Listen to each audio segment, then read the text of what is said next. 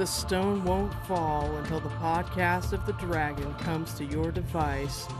Hey everybody, my name is Morgan. You might know me as the Grey Warder on Twitter or Discord. Welcome to my podcast.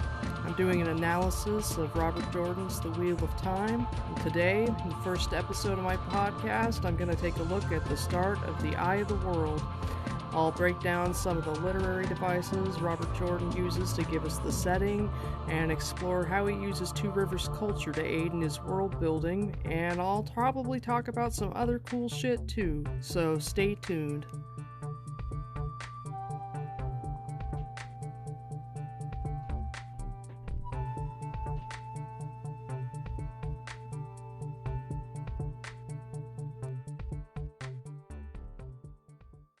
So, I'm a little self-conscious billing the podcast as something different and then being like, I'm going to start at the beginning of The Eye of the World, because that kind of seems a little bit like it might be false advertising, but I have to start somewhere, and it just so happens that I recently reread the entire series, and I listened to all of the audiobooks, and so I'm right back at the beginning, right perfectly coincidentally at the time that I became a quarantine cliche and started a podcast.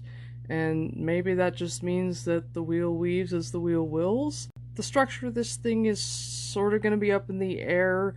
I'm beginning to think that my topics might be a little bit linear as I reread, in the sense that I'll be kind of drawing inspiration from the material as I'm reading, but since I'll always be rereading The Wheel of Time, it also means that they'll be cyclical, which is actually really awesome.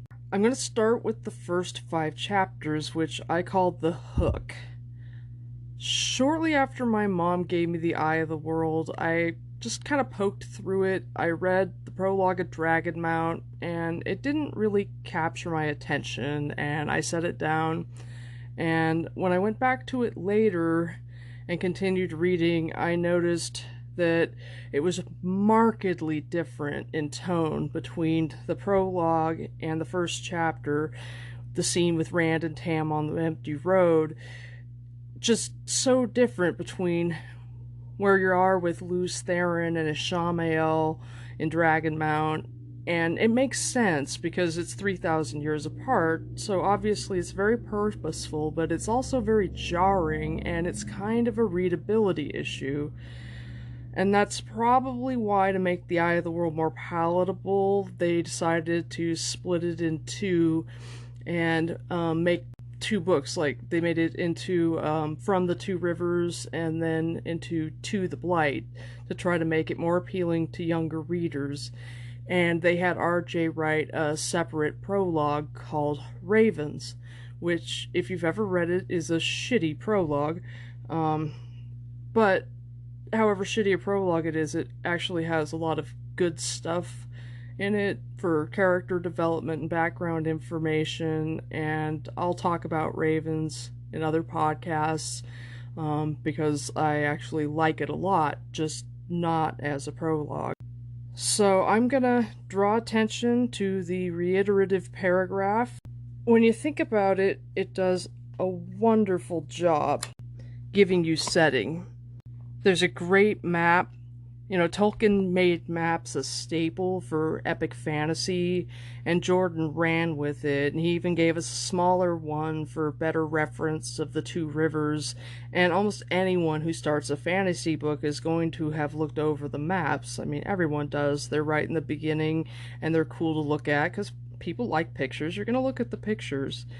When it tells you in every book where the wind rises, it's like a wide view. It looks out over all, and because you've read at the map and you've looked at some of the geographic features, you've looked at some of the countries and stuff, even if you're just beginning and you don't know anything about the world really, you may have picked up enough to know roughly where you are as he's starting to tell you where the wind is coming from. And so, as the wind's rising, it's like a wide view. It looks out overall, and then it narrows in on where the action is.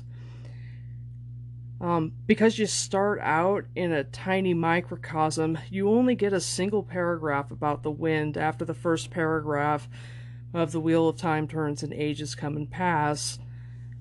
So I'm gonna not read the first one because everybody knows that one, but I'm gonna read you the second one here. Born below the ever cloud-capped peaks that gave the mountains their name, the wind blew east, out across the sand hills, once the shore of a great ocean before the breaking of the world. Down it flailed, into the two rivers, into the tangled forest called the Westwood, and beat it 2 men walking with a cart and horse down the rock-strewn track called the Quarry Road. For all that spring should have come a good month since, the wind carried an icy chill as if it would rather bear snow. This is really simple, and it does some really cool shit. So it lets you know about the Sand Hills. So you hear about the breaking in the prologue because Ishamael is taunting Lews Therin and telling him, right now all your 100 companions are going insane and all your male Aes Sedai are tearing the shit out of the world. So you have some idea of it, and you also have that little bit of history at the end of the prologue that was written in the Fourth Age. And the shadow fell upon the land, and the world was riven stone from stone. The oceans fled, and the mountains were swallowed up, and the nations were scattered to the 8 corners of the world. The moon was as blood, and the sun was as ashes. The seas boiled, and the living envied the dead. All was shattered, and all but memory lost, and one memory above all others, of him who brought the shadow and the breaking of the world, and him they named Dragon. So, you have an idea of the breaking from the prologue, but this concrete vision of a beach at the foot of the mountains, like dead center in the continent, is cool. You know, it's cool setting, and it builds the scene well. And that's all you get. Down the mountain, over the hills, into the 2 rivers through the forest, you know that it's cold, and that spring should have been there a month since. As you get into later books, these opening paragraphs where the wind gives you the setting, they get more and more detailed. There's almost no detail to give you right now because we know almost nothing about the world. In The Great Hunt, there's only like a 1.5 paragraphs because we still know very little. You get to see Andor in the Eye of the World, but beyond that, all you get is like a fast travel from Camelin to the Blight. So, still not a ton of world building. The characters have a very narrow view, and all you get is a 1.5 paragraphs where you hear that the wind comes out of the Blight to beat at the 2 men on the tower top where Rand and Lan are having their sword practice. By the time that you get to Knife of Dreams, which is the 11th book, it's 3 really long paragraphs that go on for 3 pages, and it gives you the setting for all of the chaos and confusion in the Rebel Aes Sedai camp the morning after Egwene's capture. So he talks about the wind just blowing all out throughout the wind blowing throughout the camp, and as it swirls all over the place, giving you the rundown and letting you know, oh man, shit just got real. In some books, like The Dragon Reborn and Lord of Chaos, the description of the wind is used to let you know not just where you are, but that a little bit of time has passed, particularly in The Dragon Reborn. So you're given descriptions of the weather, like winter is turning into early spring, or in Lord of Chaos, it's officially very late fall and there's no more kidding themselves about the weather being unnatural, so it lets you know, hey, the world is burning up, and in both cases, unrest has increased and everything is an even greater shit show than in the last book. And by the time you get to The Gathering Storm, which is Brandon Sanderson's first book, it's 13 ordinary-sized paragraphs that go on for 6 pages about the wind. And, you know, as the story and the universe get bigger, this literary device grows in magnitude as well. So it's really brilliant in its simplicity. It's this just beautiful, repetitive literary device that Jordan uses, his go-to thing, and it's great. So, the first time that I read Eye of the World, I was 15 years old, and I was a dumb reader. Real dumb. Like, I didn't even realize that Rand was the Dragon Reborn, which honestly is really embarrassing.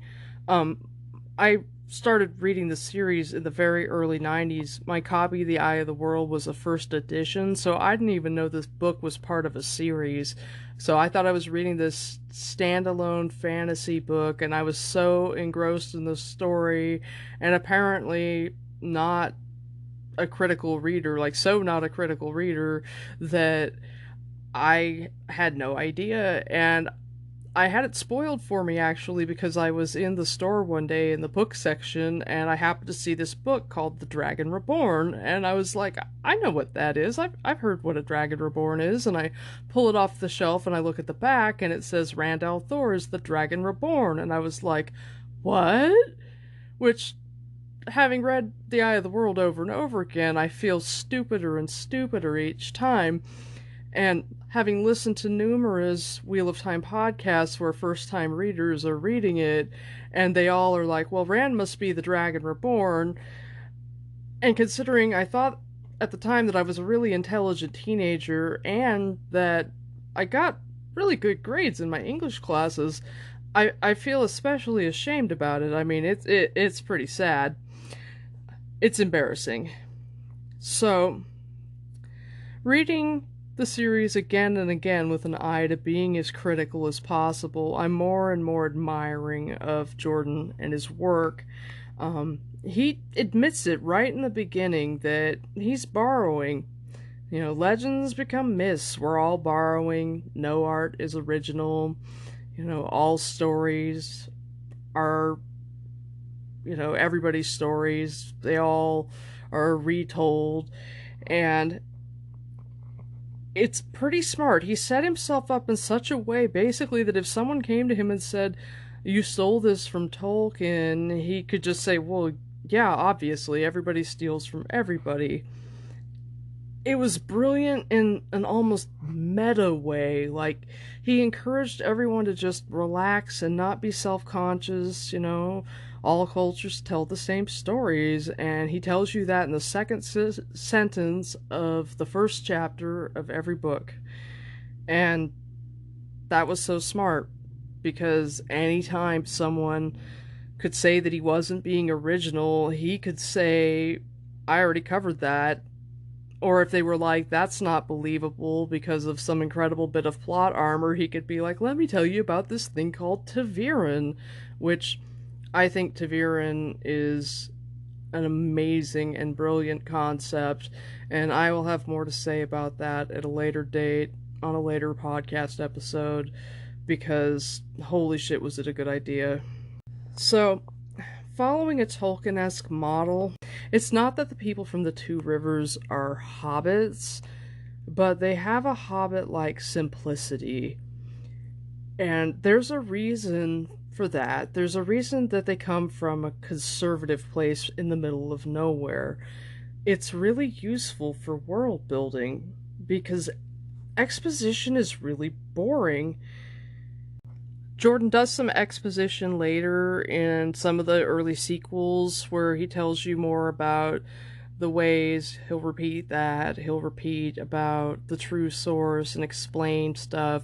But he eventually cuts it out, which is nice because you don't want to keep reading that kind of stuff. It's better just to see. If our main protagonist had grown up in, like, Camelin, if Rand had grown up in a situation like Elaine, he would have had a knowledge base and sophistication and known a ton about the world, and that would have been presented to the reader in a much more simplistic way and would have been laid out, and it wouldn't have been nearly as interesting. So having the Two Rivers folks come from the middle of nowhere and know nothing, they have to learn about the world, and then we get to learn it through them. So having them come from a conservative backwater in the middle of nowhere is helpful because it keeps your exposition to a minimum and makes for better storytelling. I mean, there are things about Two Rivers conservatism that we could definitely do without. I think that he probably was patterning it, a lot of it, on the South, so There's nothing that helps with their learning and their world building for like their sexual conservatism, say.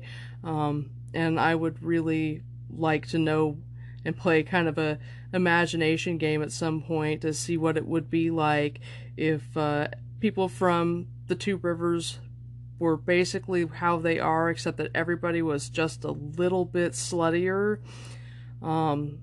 I think that a lot of things in the story, smarter choices would have been made if the characters had gone out into the world and were a little bit more sexually liberated.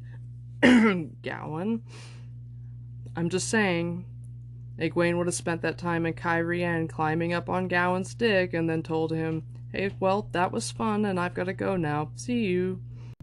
But the narrow vision that they have, their conservatism, their ignorance, they're all really useful because it means that they're lost when they get thrown out into the world and they have to figure out everything.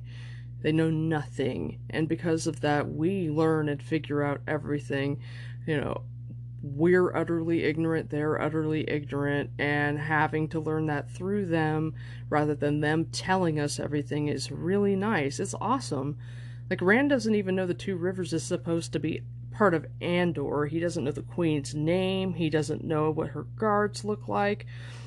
And their utter ignorance of the world is logical, and so it means Robert Jordan doesn't have to give us this giant information dump, and it's a great way to write the story.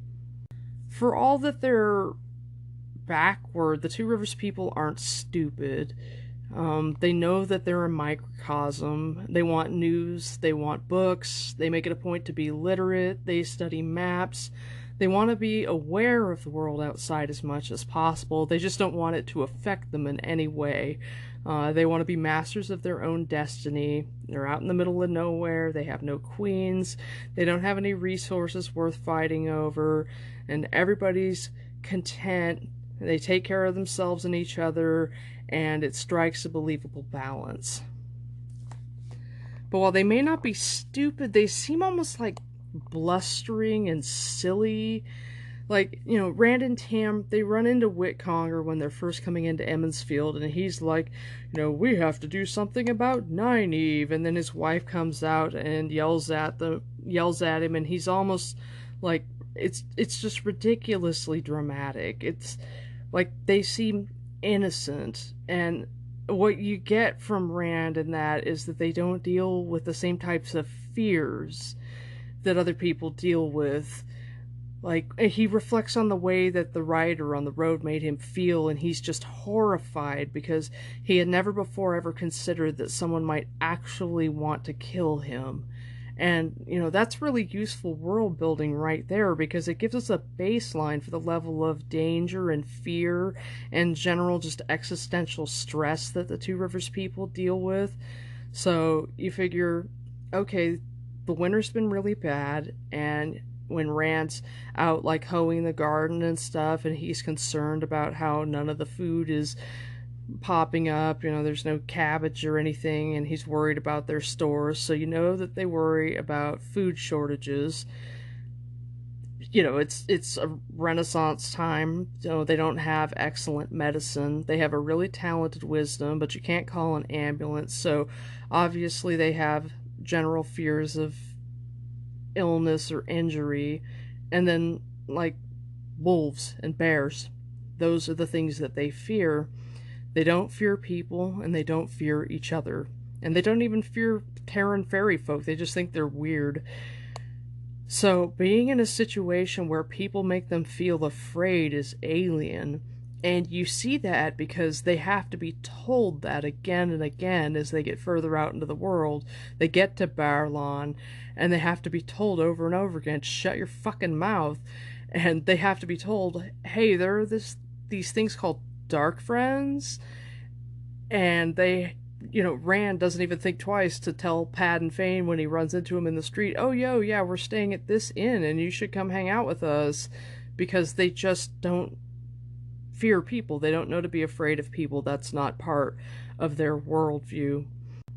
But just because they're not afraid of each other, they don't all like each other. Like, the Congers are assholes. Nobody likes them. Senbui's a douche. Everybody thinks he's a dick. Nobody likes him. But even among the two rivers, like, the people that nobody likes, they have this, like, general index of harmlessness. Like, you might be lazy or good for nothing or an alcoholic or a colossal wanker, but overall you just don't do that much harm. And that really lets you know how innocent the Two Rivers people are and how much trouble they'll be in when they get out in the world, which is great because it makes for maximum culture shock and maximum struggle and maximum suffering when they're really faced with struggle and strife. And that's fun because you really want your characters to be miserable. That makes for a really good story. So a lot of people who complain about how long the book takes to get going say that nothing really happens in the first 5 chapters. And you could say that. You get Rand seeing a scary rider on the road, but it makes him feel uncomfortable, and that's just about it. The rider doesn't do anything. You meet some Two Rivers folk like the Congers and Sentbui, and while you see that it's not exactly like Hobbit level silliness, it's hard to take them seriously. You get rumors of fireworks and a Gleeman, so you learn some stuff about world building from there. You know that they have access to explosive powder and, traveling minstrels. Rand runs into Matt and finds out that he's seen the rider too, but there's no real tension. Like, the story's building, but it almost doesn't even feel like it. And what you're getting in Rand's head is like, it's going to be an awesome Beltane. Matt saw the scary rider too. We should tell someone, but they won't believe us because it's Matt. And then the overall thing going on also is, do I want to see Egwene? Which is a completely different topic, and there's a whole other podcast right there.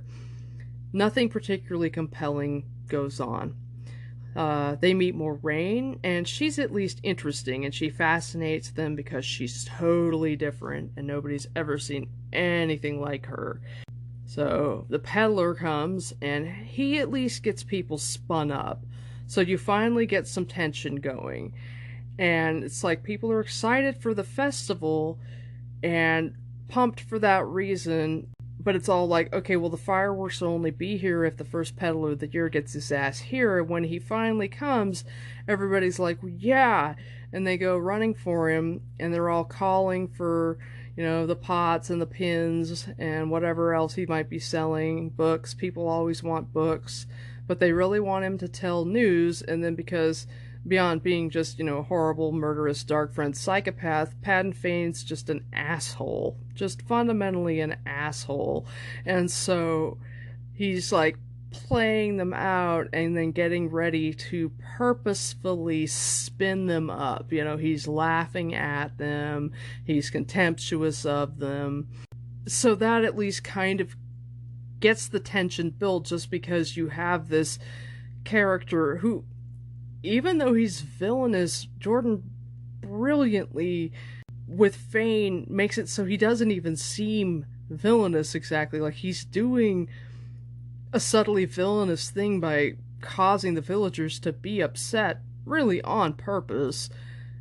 But everything in the Two Rivers is so, like, laid back and harmless that even that doesn't really register, which is kind of brilliant in its own way. So while you got the tension going there, it's not really in your face. And then you have the Gleeman, and he's kind of fun, but there's nothing to really get you. And so a lot of the people reading who think that the book is so slow to begin are like, come on already. But what a lot of people don't think about is that RJ is setting the stage for a saga without giving you fuck tons of exposition. So, going back to Ravens, the alternate prologue that RJ wrote, the reason that it's a shitty prologue is that after you get everything good about it, which is background information and character building, mostly about Egwene, because it's from her point of view. You get, at the end of it, Tam telling a story, and it's basically an information dump story that talks about Lews Therin Telamon and the 100 Companions fighting the Dark One, tells you everything about the Forsaken, the War of Power, the assault on Shale Ghul, the sealing of the Dark One's prison, the backblast tainting the male half of the True Source, the male channelers going mad and tearing the world apart. Just all of it laid right out, and it really sucks. Like, you read it and you're like, this is terrible. Why would you just dump this out? And after you read that, if you go on to read the first 4 chapters, they almost don't even make sense, because all of the little Easter eggs that you're having sprinkled in there, they seem like redundant and illogical almost, because it's like you've already had all that information just like dumped in front of you, so why, like the nuggets that there don't even make sense at that point. When Rand and Matt are talking about the writer, you get the first mention of the Dark One. Elon, in the prologue, mentions Shaitan and calls him the Great Lord of the Dark, but you've never heard the colloquialism, the Dark One, before Rand and Matt talk about the writer. You also hear about the dragon and the Forsaken, because Matt's speculating about the identity of the writer, and he's like, maybe it's the Dark One, maybe it's the dragon, it could be the Forsaken. And Rand speaks that garbled catechism that doesn't even make any sense about the Dark One and all the Forsaken are bound in Shale Ghul by the Creator at the moment of creation, which it's one of Jordan's first subtle examples of what he's telling us in his repeating paragraphs about how stories get retold, and over time they change so much we no longer even recognize them, and sometimes they don't even make sense, because that catechism doesn't make any sense. Why would the Creator at the very beginning of time have 13 human beings who are Aes Sedai and just stick them in the Dark One's prison for reasons? So it's really cool, and you get that again and again in these first 4 chapters. Tom says he's going to tell you the story of how the dragon tried to free the Dark One, and people talk about how the Aes Sedai broke the world and make it sound like they were all involved. There's this tons of information, like all the stories have bled together, and it's really cool how he does that. Now, in thinking about how all of the stories and the myths and everything all get jumbled together, I find that it's helpful to stop and think about the Trolloc Wars, and how, if you compare them to our time, they occurred at the time of Christ. 2,000 years ago is the time of Christ. According to the Watt Wiki, the War of Power from the drilling of the boar to the breaking was 110 years. So if the War of Power is 1,000 years before the Trolloc Wars, you imagine the boar being drilled 75 years after the capture of Troy, and the beginning of the breaking at the time when David becomes the second king of the Israelites.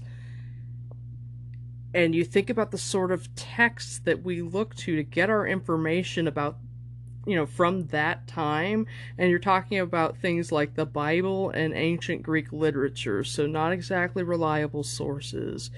And when I think about that, it makes it much easier to imagine why he keeps mixing up all of the legends and everything. He's really trying to kind of hammer it home and let you know, hey, history plays a game of telephone, and also to kind of, I think, make everybody stop and take a moment to imagine how long 3,000 years really, really is.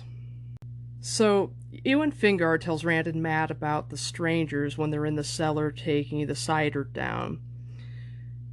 Outside, they run into Moiraine and Lan, and she gives them their coins, and they see Lan when Moiraine turns to go away. They don't see him before that because his warder's cloak is hiding him, and Ewan actually says, I bet he's a warder, and Matt scoffs and says, oh, they fight Trollocs and the Blight. So right there you get your first mention of warders, Trollocs, and the Blight. When Padan Fain comes to tell everybody about the war in Gyeldon, that's when we first learn about false dragons. We learn more about the breaking of the world, the time of madness, prophecies, men channeling, how they go mad, how they rot. We learn that Aes Sedai are viewed negatively, that it's only safe for women to use the power, that however negatively the Aes Sedai are viewed, only they can deal with male channelers. We hear about Tar Valon, and we hear about the Children of the Light. After Fain goes into the inn with the village council, we learn about the consequences to naming the Dark One because Matt tells Rand about Billy Conger doing it and how he gets cutworm in his fields and his whole family comes down with yellow eye fever. Then Tom gives a sample of stories and tells them about a whole bunch of things, so you get all of those Easter eggs. You hear about Aiel Ogier, Arthur Hawkwing and how he ruled the whole world, the Green Man, Jane Farstrider, that other confusing mention of the dragon, the Trolloc Wars, and the War of the 100 Years. And then after, when they're discussing about starting the Watch, because they were concerned about the war in Gyeldon, and also because other boys besides Matt saw the rider, Matt mentions getting up to Terran Ferry and how they might see soldiers, because they've never even seen soldiers. It gives you another little bit of world building about how backwards these fucking people are. And Tinkers. So you hear about Tinkers. And then another mention of Aiel when Master Alfir gets pissed off at Sen for being a fucking wanker and calls him a black-veiled Aiel. When Rand is talking to Narg the Trolloc, when he goes back into the farmhouse to try to get blankets and medicine for his father, he hears about Myrdril, so we get Myrdril for the first time.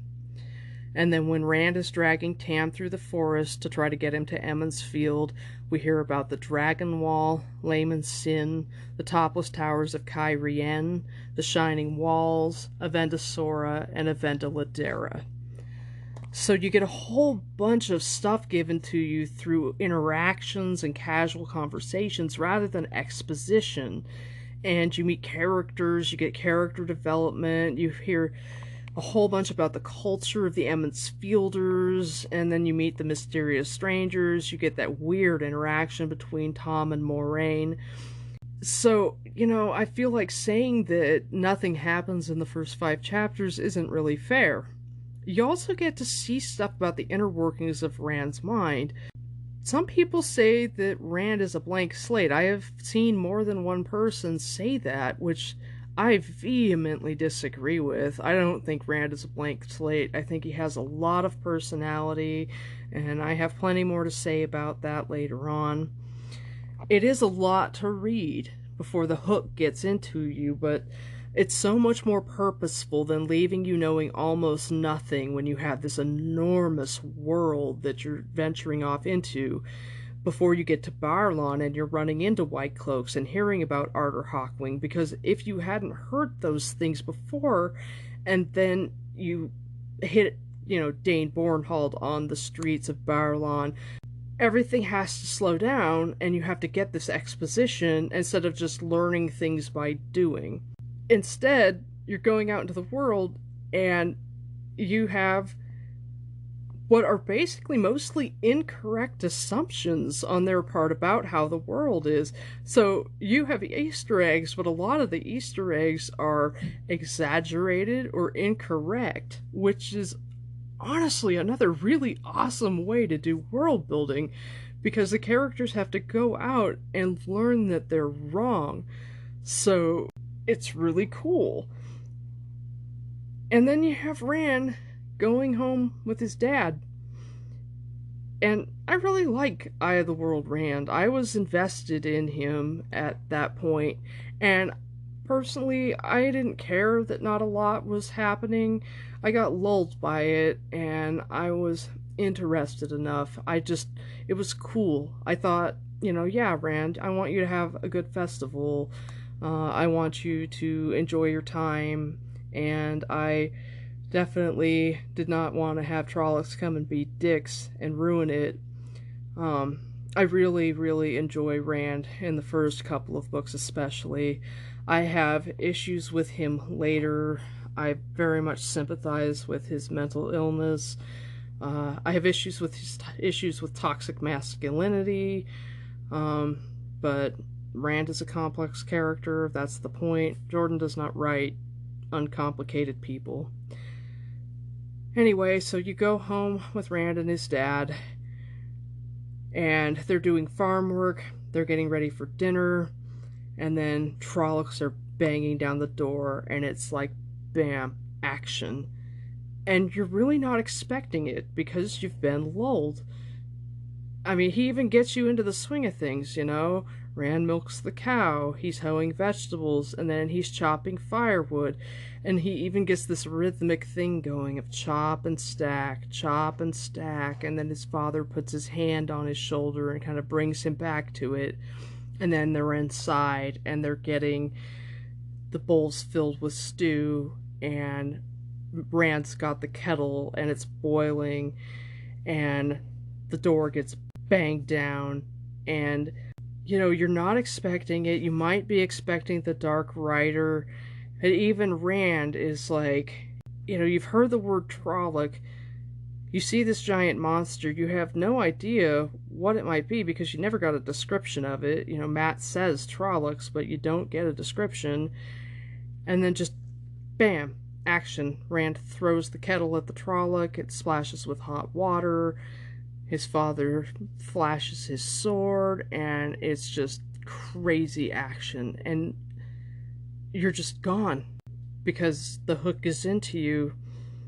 So I always tell people, you know, you just have to get through the first 5 chapters, because once you're in that scene where Rand is with his father and he's dragging him through the forest, trying to ignore what he's saying, where he's mumbling about having found a baby at the foot of a mountain, and just all will and determination in the cold and the dark, and he's so afraid. He's afraid for his father and afraid for himself, and he's just moving on and pushing himself, and that chapter ends with he just has to get him to Emond's Field. He just has to. And how can you look back after that? So I think that the first 5 chapters of The Eye of the World are incredibly unique in the way that they, with relatively little action, relatively little tension, do a remarkable amount of world building while giving you almost no information that really has consequence, and sets the stage for you to be launched into a world with people who are uniquely designed to have maximum capacity to learn things because they know nothing, and are, because of their conservatism, structured to be as shocked and impacted by the fantasy world that you're venturing out into as you are.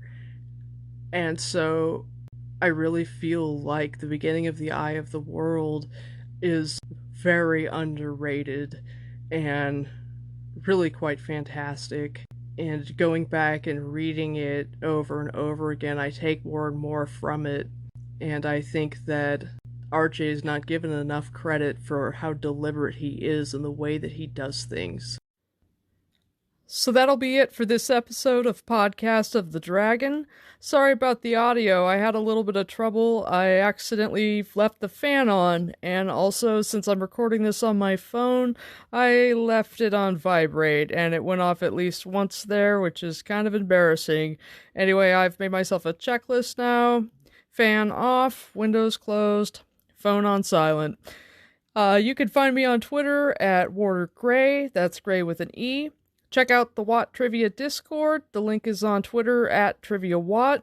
Because I'm the High Inquisitor there, the Lord Captain Commander of the Discord made me my own channel for Podcast of the Dragon, so you can join, interact, and get on a trivia team and see if you can answer some of my evil questions. If you have questions, constructive criticism, suggestions for future episode topics, you can talk to me on that podcast channel, if you could talk to me on that Discord channel, or you can email me at podcastofthedragon@gmail.com. I'm the Grey Warder, and if I were Rand's parent, I'd tell him it's rude to throw boiling water on guests, no matter how uninvited.